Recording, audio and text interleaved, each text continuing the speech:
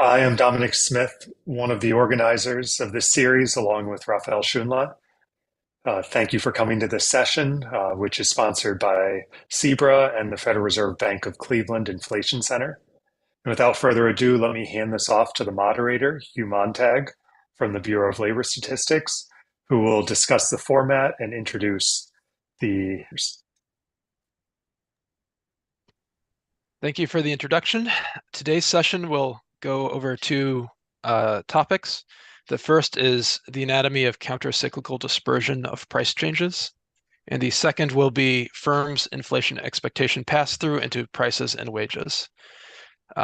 Before I continue, I'd like to offer special thanks to the two organizers, Raphael Schunle from Brandeis University and Dominic Smith from the U.S. Bureau of Labor Statistics. The way this webinar is organized is that it will be 45 minutes and will contain two presentations that will each be about 15 minutes. After both of these presentations, there'll be a 10 to 15 minutes for a Q&A session where the presenters will be able to answer any questions. Attendees do not have the option to turn on their audio or video, but they are invited to write comments or questions in the Q&A space. Attendees can post these questions during the presentation, and they don't have to wait until the end. After which the moderator, me, will select questions to be answered in the Q&A portion of the webinar. This webinar is also live streamed via the SEBRA YouTube channel, and it will be recorded and made available on the SEBRA website, which is www.sebra.org, as well as the SEBRA YouTube channel after the event. Finally, a quick disclaimer. Participation in a SEBRA webinar does not constitute or imply an endorsement, recommendation, or favoring endorsement of the views, opinions, products, or services of the Central Bank Research Association or any other participating institution, individual, or entity. All views expressed during a SEBRA or SEBRA co-hosted event are strictly those of the authors, discussants, and other participants, and not those of SEBRA, the co-sponsoring institutions, or any other participating institution. Okay. So without further ado, first is Minghao Li, an assistant professor at Peking University, who will be talking about the anatomy of countercyclical dispersion of price changes. Minghao Li, if you'll take it away. So shall I share my screen, right? Yeah.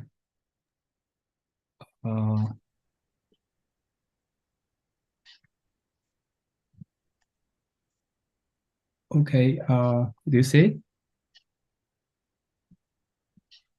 Okay, great. Thank you for offering me this opportunity to present my work at this SEBRA webinar, which I really appreciate. So the project I present today is the anatomy of countercyclical dispersion of price changes. So one status fact in macro in monetary economics is that the distribution of price changes becomes more dispersed in recessions. So for example, if you collect all the data on price changes of all products in a given area, for example, in New York or in Boston, and you pull all these observations together and you plot the distribution of price changes, you would find that during recessions, the distribution of price changes is more dispersed. In other words, the dispersion of price changes is countercyclical. So understanding this phenomenon is kind of important because it conveys some information on what happened during the recession. And so it helps us to better understand the business cycles and the policies during the recessions. So what kind of policies are more effective during recessions. Now, the leading explanation of this phenomena is based on exogenous or endogenous uncertainty shocks. So basically, the story is that during the recession, the firms face more volatile shocks of their marginal cost or the productivity. And so the price changes, the variance of price changes goes up. So in this paper, different from this conventional wisdom, I offer new empirical evidence on what drives this countercyclical dispersion of price changes. So like in statistics, you can always decompose a variance of a sample into the variance within groups and variance between groups, right? Variance across groups. For example, if you decompose the overall heights of a class, you can first split the class into boys and girls. and then you can calculate the variance of the height of the boys, and the variance of the height of the girls, and the variance of the difference or the means of the heights of boys and girls. So following the similar logic, so I split all the products into the within store product category group and between store product category group. So I find that 80% of the increase in the dispersion of price changes happens within store and product category, and the rest of the 20% happens between store and product category. And within store product category, 60% of the variance comes from the goods of different quality, change prices in different directions, and the rest of the 40% comes from the variance between quality groups. And this within quality group variance actually mostly is driven by the diverging price adjustment along the quality dimension. So I show that prices of low quality goods actually drop dramatically during the recession, while the prices of high quality goods kind of remain stable. So this diverging price adjustment of goods with different quality actually drives the countercyclical dispersion of price changes. And then to explore why the prices of low quality goods drop dramatically, actually show that consumers who purchase low quality goods actually become more price sensitive during the recessions compared to consumers who mostly purchase high quality goods during the recessions. So let me first begin with the data. So I use two data sets. The first one is the Nielsen retail scanner data, and the second one is the Nielsen consumer panel. So the Nielsen retail scanner data is a weekly panel data from 2006 to 2015. It includes 371 metropolitan statistical areas and 2,500 counties, and it has around 40,000 stores. And for each store, we can observe an identifier for that store. And all the prices and quantities are collected from this point of sale scanner system. So basically, I can observe the price and the sale volume for each unique product at the UPC level. And this data set also has a very broad coverage of the retail sector. For example, it has 10 departments with like a daily non-food grocery at the department. And within these 10 departments, there are 125 product groups. For example, for the milk product group, you have like milk, buttermilk, flavored milk product categories. So there are in total around 1,000 product categories, and there are 3 million UPCs. So each UPC actually is a unique product with a barcode. And what's unique about this data set is that it contains detailed information about each UPC. For example, the volume, the weight for each product, so I can construct the quality measure for each UPC. And then I merge this data set with the Nielsen consumer panel. And this is also a panel survey from 2004 to 2015 with 50,000 households. For each household, I can observe the location information with zip code. So I also know the income of this household with many demographic information. More importantly, it also contains information on shopping. So I can observe on which date the household visit which store and purchase which UPCs with all the price and quantity information. And I can also observe whether this UPC is on sale or the household purchased these UPCs using coupon. So I'll use this information to measure the price sensitiveness of these households during the recessions. And because the sample is so large, so my baseline sample actually uses the Minneapolis-St. Paul metropolitan area from 2006 to 2015 with 1.1 billion store level transactions and 900 product categories, around 400 stores, and 380,000 UPCs and around 1,000 households. So with this sample, I first construct the dispersion of price changes over time from 2007 to 2015. So the solid black line actually measures the interquartile range of price changes. So it's the difference of the price change at the 75 percentile and the price change at the 25 percentile. So it increases dramatically during the recession period from 2009 to 2011, and during which period the unemployment rate actually rises sharply in this area, and the inflation rate actually drops dramatically in this area. So basically, this dispersion of price changes is counter-cyclical. And what I do next is I want to decompose the increase in the variance of price changes into two components. So first, I can split the DPISCT, which is the log price change of product I at store S at category C in week T, into two components. So the first component is the mean of the log price change across products within the store S and category C. So basically, I pull all the price changes of all products within a store and product category and calculate the mean of the price change. And the second component is just the deviation of this log price change of product I from this mean. So, and then I can take variance on both sides. So basically, like in statistics, I can decompose the overall variance into two components. The first one is the within store category component. Basically, it is the variance of price changes of products within each store and category. And then I sum up all the variance of all the store and categories. And the next component is the between store category component.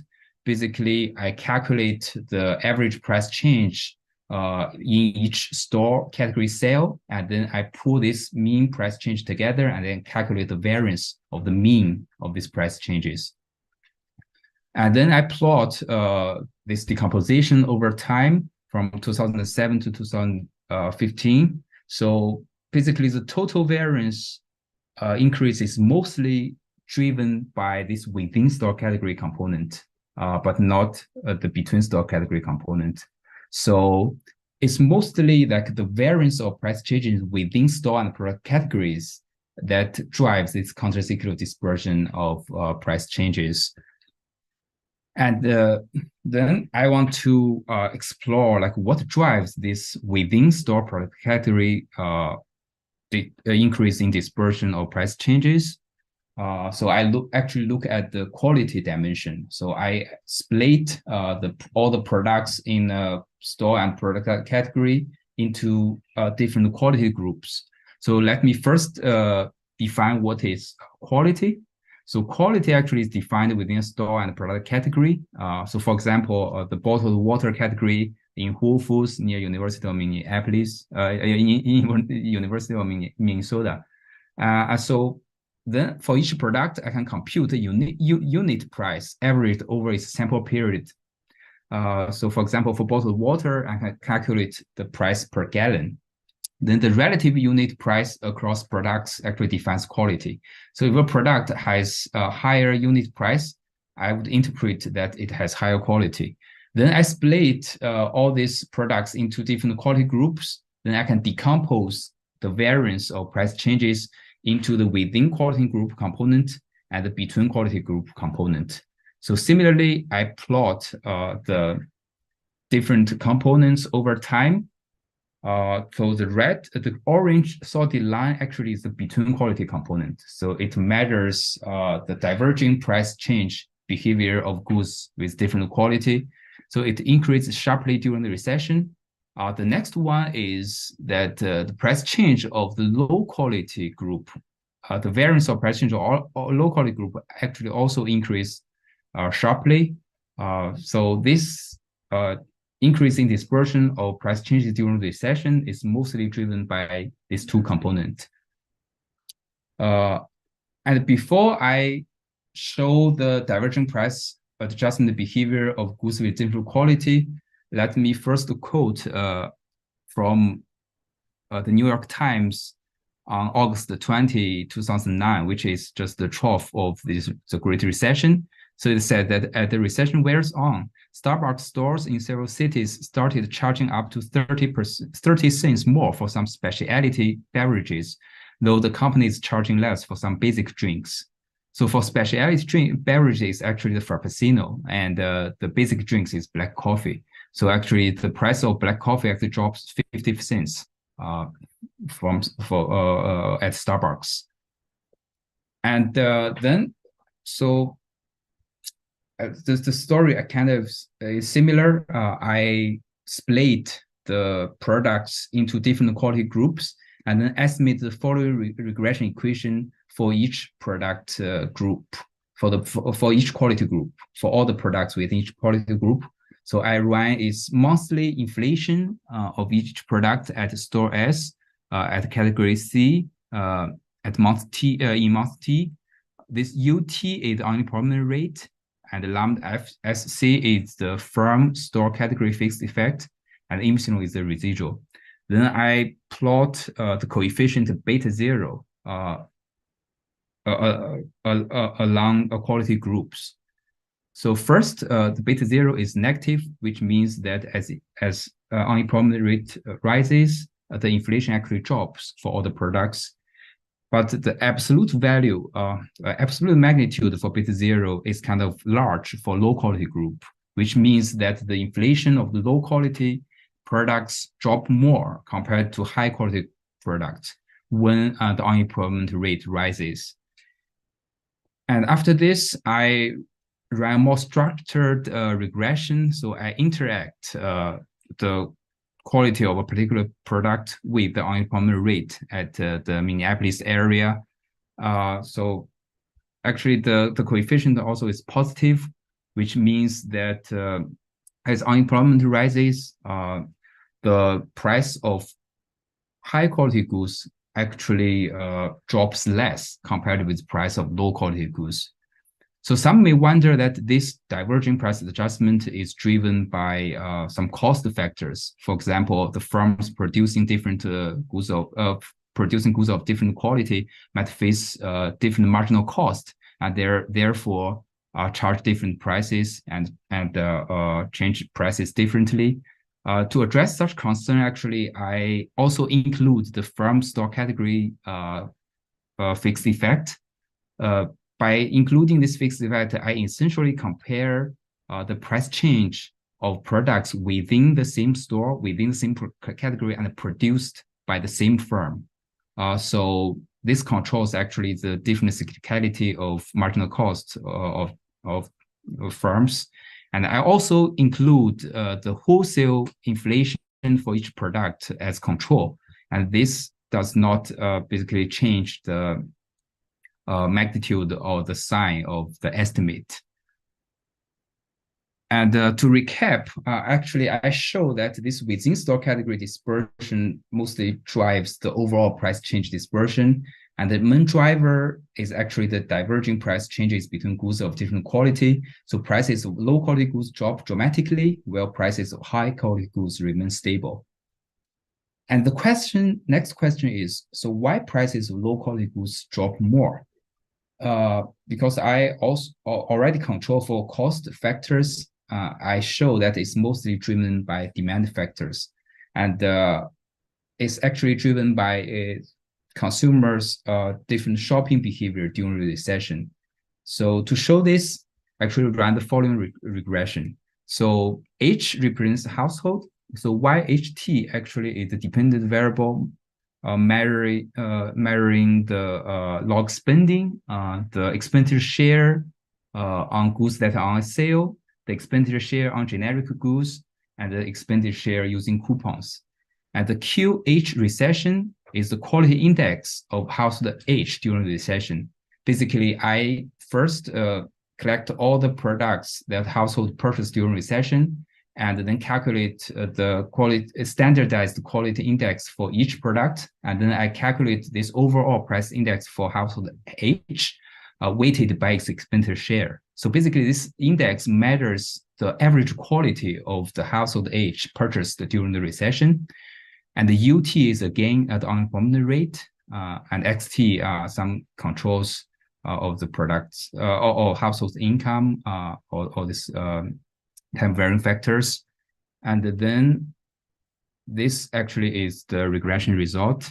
So the dependent variables measures measure the price sensitiveness of the household, and then I show that actually during the recession, so as unemployment rate rises, if a household purchase high quality goods, actually it purchase low quality goods, actually it becomes more price sensitive. So it spend less, it spend more on the goods that are on sale, it spend more on generic goods, and it uses more coupons. So households who purchase low quality goods during recession actually become more price sensitive when unemployment rises. Then I control for household fixed effect and control a lot of household controls. So the story actually is that during the recession, the sellers of the low quality goods actually face more elastic demand. So the price elasticity of the household who purchase low quality goods increases more compared with the households who purchase high quality goods. So this drives down the markup of the low quality sellers, the sellers of low quality goods, and then that drives down the inflation of the low quality goods compared with high quality goods. So to conclude, so I actually show that the overall increase of the countercyclical price change dispersion is mostly driven by price changes within store and product category. But the increased dispersion of price changes within store and product category is mostly driven by diverging price changes of goods with different quality. That is, the prices of low quality goods drop dramatically during recession, while prices of high quality goods remain stable during the recession. And this diverging price adjustment behavior is actually driven by consumers of low quality goods become more price sensitive during recessions. So the markup of the sellers of low quality goods actually drops more compared with sellers of high quality goods. So I think I'll stop here. Thank you for, yeah, so. Okay, thank you for presenting your paper. We're going to move on to Michael Lamla's presentation on firm inflation expectation passed through into prices and wages. And then after that, we'll conduct a Q&A, and I can already see that we have a lot of questions to ask Minghao Li after this presentation. Michael, if you would care to take it away.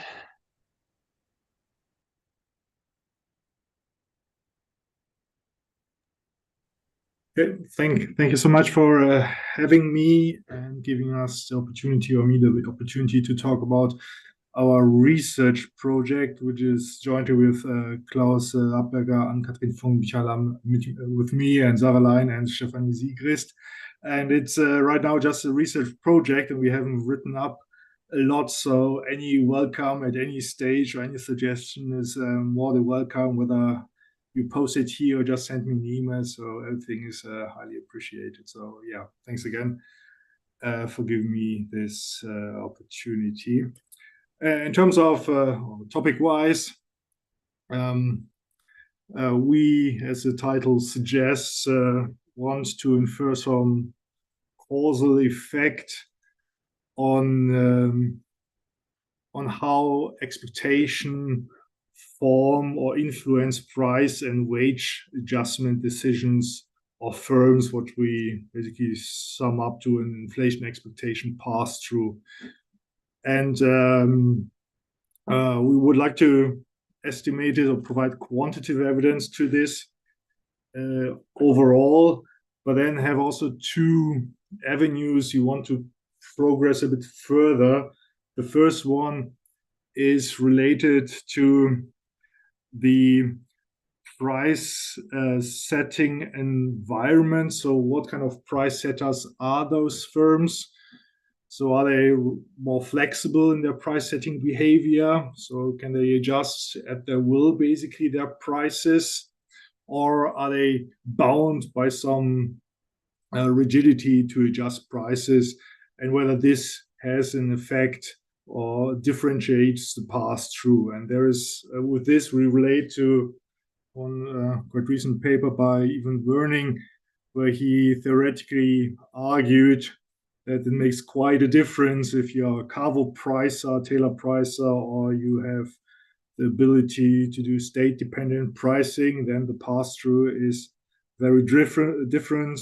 He, in his model, shows that for Carvel pricing, you have quite a high pass-through, mainly motivated by the idea that given you're facing rigidity in your adjustment possibilities, you front load any foreseeable movements and just adjust prices much higher that you ideally would like to, because you just don't know when the next opportunity will be for you to adjust prices. And then the pass-through is much higher than in comparison with firms that are able to do state-dependent pricing, because they don't face this rigidity, and whenever they see fit, they just adjust their prices to the optimal price they are having. And well, so far there is no empirical evidence to this, and we try to shed more light on the relevance of these arguments here by looking at how firms, or dissecting firms into firms that are able to set their prices at their will at the timing, and firms that are more rigid in the price setting. We technically can do even more on this, because in the survey we run, we factor in a lot of other questions, but this is where we are at the moment, basically separating the type of firms in terms of their ability to set prices whenever they see fit. And the second dimension we would like here to explore a bit more is the relevance of the horizon of inflation expectations. We know that we form expectations because we are forward-looking individuals, and we have some kind of maturity structure in our mind, whether this is very much evolved or not, but we are looking forward.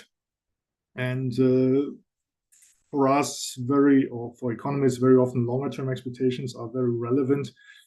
And so we would also like to explore how different expectations at different horizons matter for this interest rate pass-through. So which kind of expectation are those, rather the short-run expectations that matter, or those that are the longer-run expectations? And then if you don't adjust the longer run, then basically you also don't adjust your prices and so on. So this is also an aspect we are interested in, particularly also because when we were doing this survey, we did some testing, so we had some interviews, and we already from this kind of anecdotal experience realized that firms have really good expectations, right? Remarkably good expectations 1 year ahead. But once you are discussing with them what life will be beyond the 1 year threshold and moving forward to 5 years,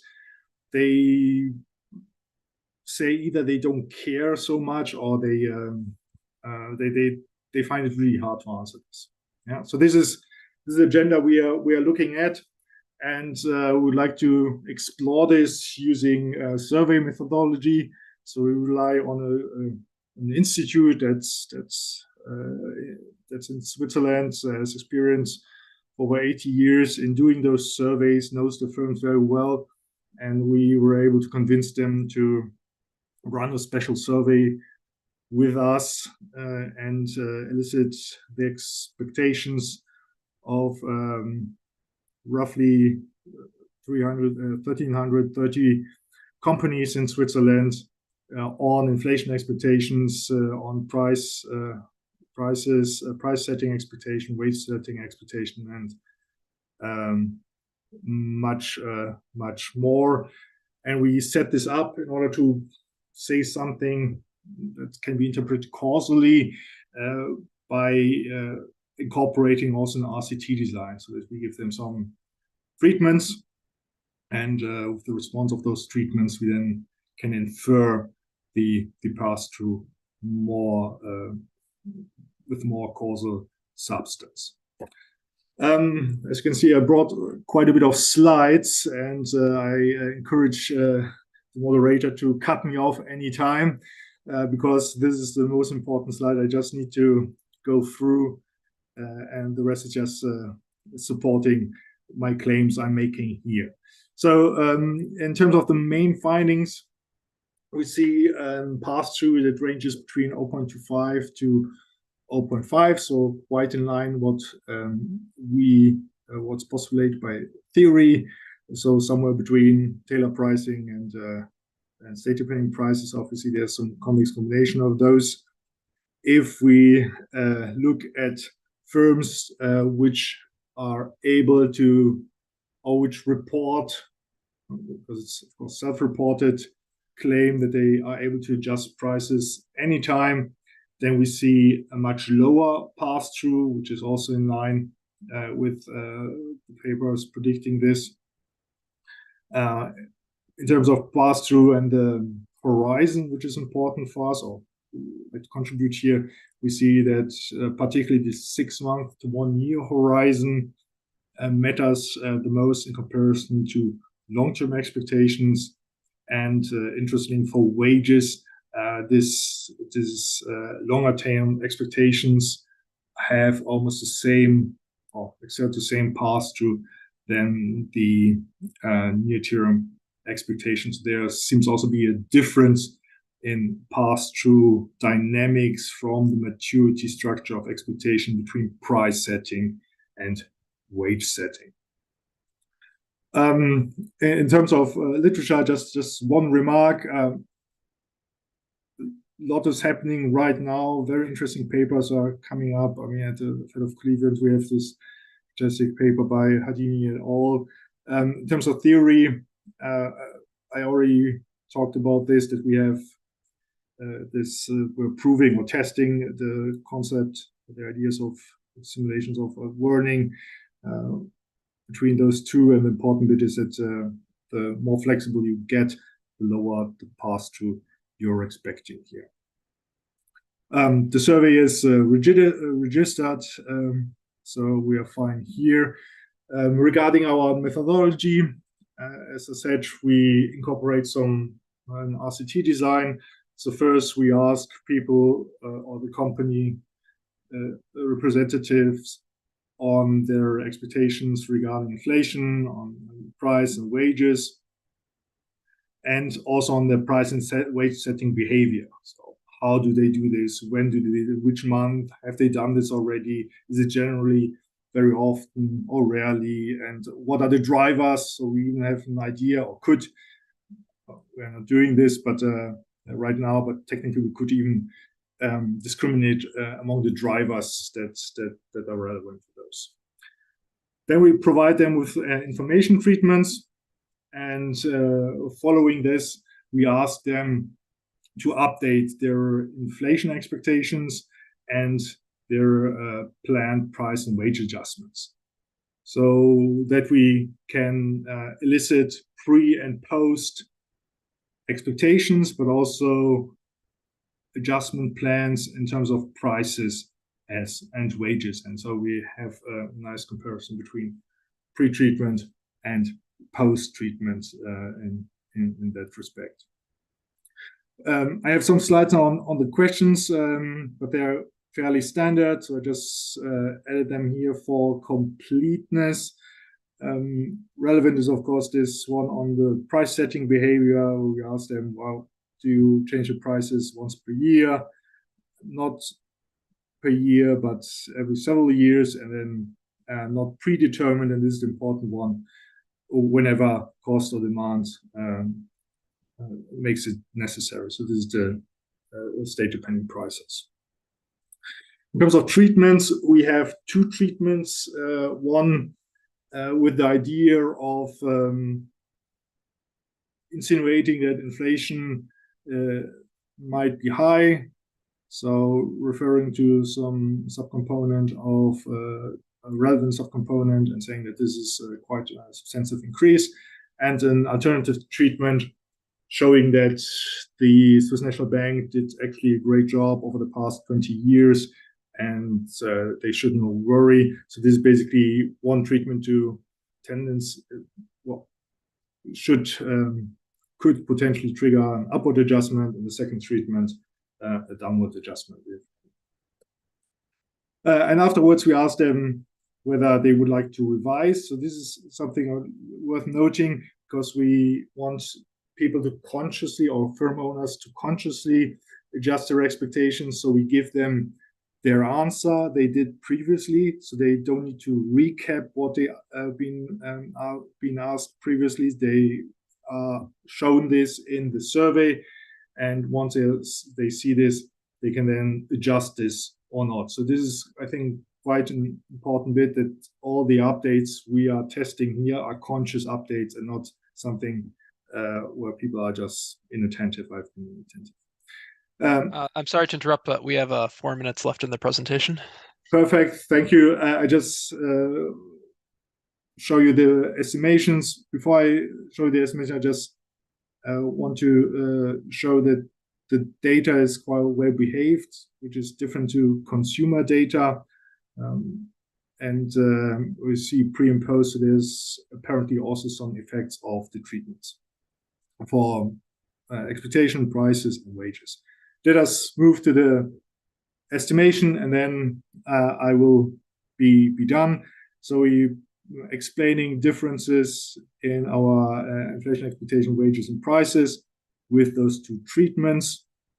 And if we do this, we see, if you focus on the last two columns for the three different maturities, a positive sign, but insignificant for the treatment 1, which is showing you that energy prices are going up, a negative sign for the treatment 2, indicating that the Swiss National Bank was very good at stabilizing inflation. So we see an effect of the treatments, and what's important for us, and this is the next step, how this then fares in terms of pass-through on prices.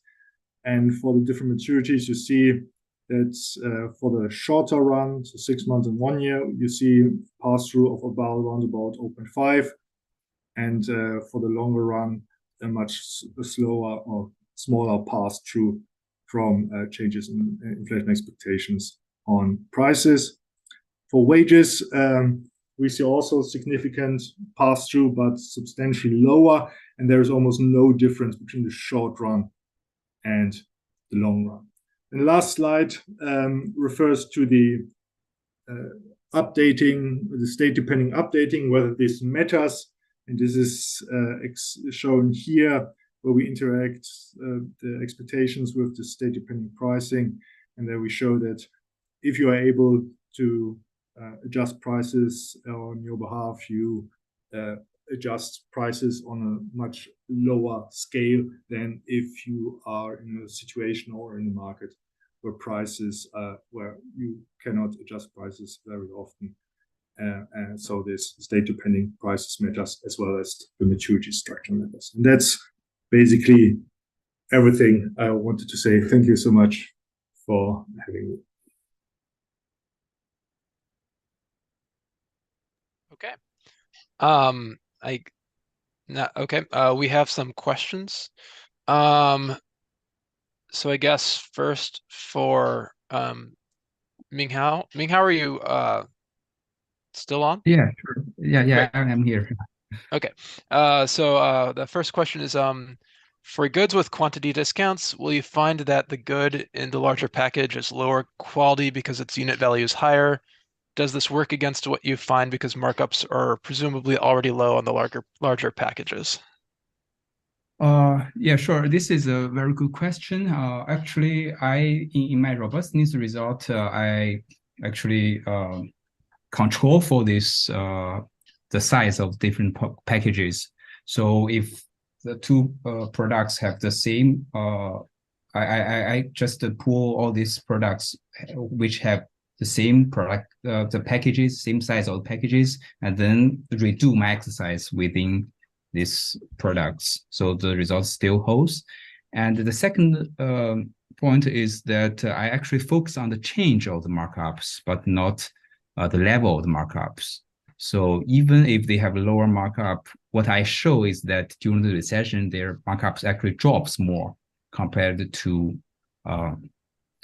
products which have higher quality. Okay. The next question is for Michael Lamla. Do you have a notion of whether within a firm the decision maker on prices is the same as the decision maker on wages? If these responsibilities are disconnected, maybe they're made by two separate people. How does this matter for the interpretation of your findings? Yeah, thank you so much for this very thoughtful remark. We haven't checked this, so it's a good point. The thing we made sure is that everybody who answers our survey has some seniority role in this company. So this is what we made sure, that it's not like some intern just filling out the form because the people in charge don't have time. So we know those names and addresses, and so we could basically check expose whether this is the same one. And given, but this is just hypothesis, given that they are senior people, and even if they don't do the decision themselves, I guess the decisions depend on each other, right? So you don't change prices or don't change wages without any influence on the price mechanism. So I guess they are intertwined at some point in time, and even if this would be separated from one senior management to another senior management member, I think they at some point in time have to talk to each other to be in sync. So I guess it's a good point, and we will follow up on this. But so far we know that people that answer our survey have a great influence in these decisions. Okay. Thank you. The next question is for Minghao. Is there another dimension of quality along which high quality products might adjust, like less fancy packaging? It could be the case, but what I focus is on, like I just fix the UPC and look at the pricing behavior of this particular UPC. But I didn't actually check whether they change their packages, like whether it becomes less fancy or not. But what I look at is just the price margin. This is a good suggestion. Maybe I should also check, because I have all the relevant information for this. I can check whether this changes or not. Maybe they adjust along different dimensions. Okay. Yes. Okay. Thank you. Okay, we have a question for Michael. In interpreting the response of prices, is it that higher inflation expectation leads to expectations of higher wages, which then pass into prices? So this would be a cost channel. Or is it that higher expected inflation leads to expectation that prices will depreciate faster relative to competitors, and therefore need to be raised by more for any given level of marginal cost? This would specifically be the channel emphasized by Werning. And can you separate the two channels? Sorry, this is kind of a multi-part question. But it's a good one. So thank you so much. So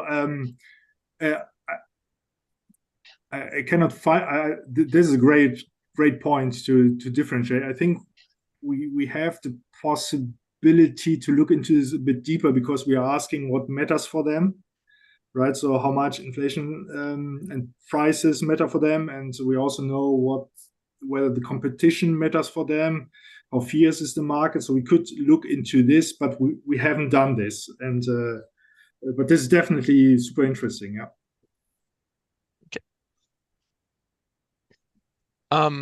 Okay. We have another question for Minghao.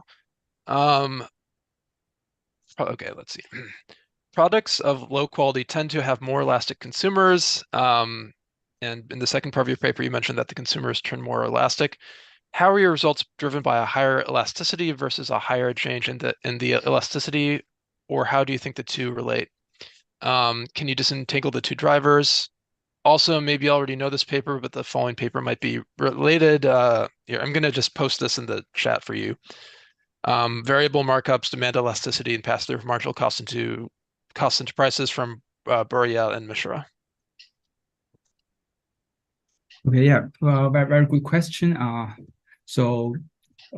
Actually, in the second part of my paper, what I show is that I didn't directly measure the elasticity, but what I show is that the consumers who mostly purchase low quality goods during recession becomes more price sensitive compared to consumers who still purchase high quality goods during recession.